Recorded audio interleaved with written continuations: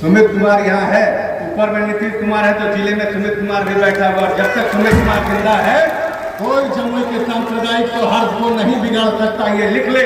और जो कोई भी जमुई के सांप्रदायिक सौहार्द को बिगाड़ने का प्रयास करेगा उसको सलाखों के अंदर जाना पड़ेगा। शुरुआत हो चुकी है और शुरुआत में बता देता हूँ, जिन जिन लोगों ने ये सांप्रदायिक उन्माद बढ़ाने का प्रयास किया है वैसे लोगों को हम लोग बर्दाश्त नहीं करेंगे। ये नीतीश जी की सरकार है, ये सुशासन की सरकार है और सुशासन के सरकार में जो कोई अपराध करेगा वो अपराधी सलाखों के पीछे होगा। विकास की बातें तो हमसे पूर्व यहाँ के जितने विधायक हैं वो कर चुके, और जो विकास की बातें होंगी वो हमारे बाद यहाँ हमारे प्रदेश अध्यक्ष हैं वो कर चुके हैं। लेकिन मैं जिले की बात करूंगा, मैं जिले का बेटा हूँ और जिले के बेटा होने के नाते मैं आप लोगों से कहना चाहूंगा, आप सभी साथियों से, वैसे लोगों से सावधान रहें जो लोग आपको भड़काते हैं, जो फेसबुकिया लोग आपके बीच में आते हैं और ये कहते हैं कि हम पे हमला हुआ।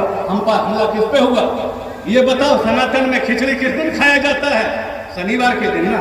रविवार और बृहस्पति को खिचड़ी कौन बंटवाता है? यहाँ करोगे जात की राजनीति, वहां करोगे हिंदुत्व की राजनीति, ये नहीं चलेगा।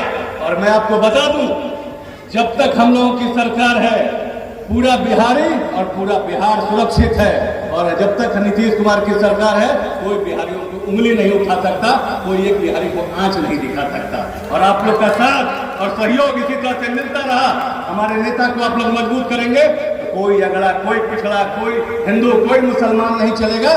हम सब बिहारवासी हैं, बिहार को आगे बढ़ाने के लिए चलेंगे। घटना हुई थी, एक बार फिर उसी तरह का जो घटना है एक बार झाझा बलियाडी में देखने को मिला है। क्या लगता है इसमें बड़ी पैमाने पर कार्रवाई भी हुई है क्या, और किस रूप में इसका? देखिए, जो घटना एक बार बीत चुकी थी 2017 में, उससे हम लोगों ने सबक लिया है और वैसी कोई घटना अब हम लोग दोबारा उसकी पुनरावृत्ति नहीं होने देंगे जमुई में। अभी आपने देखा हुआ कि कुछ बलियाडी में कुछ असामाजिक तत्व, जिनको मैं स्पष्ट शब्दों में कहता हूं कि असामाजिक तत्वों ने जाके वहां पे ये जिस तरह से बरगलाया है, उकसाया है लोगों को, वो नहीं होना चाहिए था। आप किसी भी धर्म को मानते हैं और हमारा सनातन तो कहता है कि हम सभी धर्मों की ये करते हैं, सम्मान करते हैं। फिर ये कहां से सनातन में आ गया कि सनातन में हमको कोई बता दे बृहस्पति और रविवार को कोई खिचड़ी खिलाता है?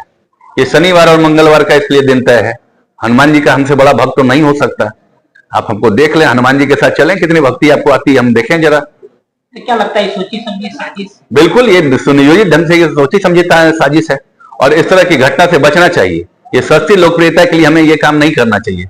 ये सस्ती लोकप्रियता है और ये सस्ती लोकप्रियता के लिए लोगों को इससे दूर रहना चाहिए। और ऐसे अगर जो भी सस्ती लोकप्रियता के लिए अगर इस तरह से कोई गिरा हुआ काम करते हैं उन पर अविलंब कार्रवाई होगी और कार्रवाई हो रही है। मंदिर में पूजा अर्चना करना क्या गलत था? कहाँ गलत है? हम कहाँ कह रहे हैं गलत कर रहे हैं? मंदिर में पूजा अर्चना गलत है, मस्जिद में नमाज पढ़ना कहाँ गलत है? लेकिन उसका एक तरीका होता है ना। आप मंदिर में तो जाके पूजा नहीं कर रहे थे, हम लोगों के पास वीडियो है। मंदिर में जाके आप पूजा कर रहे थे और हनुमान चालीसा उसी तरह से पढ़ा जाता है। हनुमान चालीसा आपको भी पढ़ने आता है ना? पढ़िए जरा, हम भी देखें कैसे पढ़ते हैं आप। उस तरह से पढ़ते हैं। वो हनुमान चालीसा पढ़ना कम, आडंबर दिखाना ज्यादा हुआ। जम्मूवासियों को क्या कहेंगे आप? सांप्रदायिक सौहार्द को बनाए रखें और इस तरह के माहौल से और इस तरह के जो तत्व हैं इनसे बचाइए अपने आप को। भेड़ चाल में नहीं चलना है हम लोगों को। हम लोगों को यहाँ पे जो सांप्रदायिक सौहार्द है, इस सौहार्द को हम लोग को बचा के रखना है। और इस तरह की बातों को लोग सुनाते हैं, बरगलाते हैं। कहाँ पे आपके साथ इस तरह का, आप भी पत्रकार हैं, आप तो जाते हैं, कहाँ आपके साथ कोई दुर्व्यवहार हुआ? कहीं मुस्लिम मोहल्ले में आपके साथ कोई दुर्व्यवहार हुआ है क्या?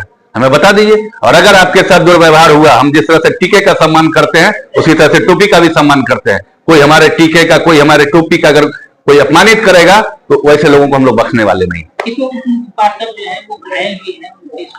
तो भाई गए थे क्यों आप वहां पे? हमें ये बताएं, आप वहां पे क्यों गए थे? आप वहां पे क्या करने गए थे? और अगर आप वहां पे गए थे तो क्या आपने प्रशासन को इसकी सूचना दी थी? क्या आपने इसका लाइसेंस लिया था? हम घर में या कोई भी कोई जागरण करते हैं या कुछ करते हैं उसके लिए लाइसेंस लिया जाता है। पत्रकार बंधु, इसकी तो जानकारी होगी आपके पास। तो क्या उन्होंने लाइसेंस लिया था? लाइसेंस लेने के बाद क्या ऐसी कोई घटना घटी है क्या? कहीं बताएं।